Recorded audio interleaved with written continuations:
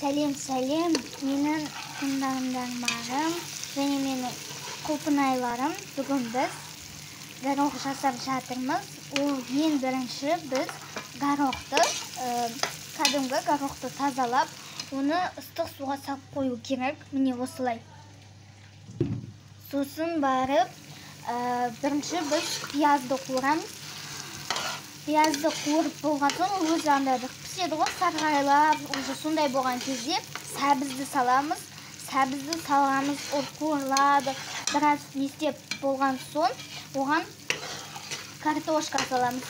Картошканы қуырамыз, сосын тұз саламыз да, тұзы нестегенше күтеміз, сіңгенше. Қанша мен қазір тұз салдым да, енді араластырып жатыр. Сосын тұз салған соң, біз томаттың орнына салат қостық.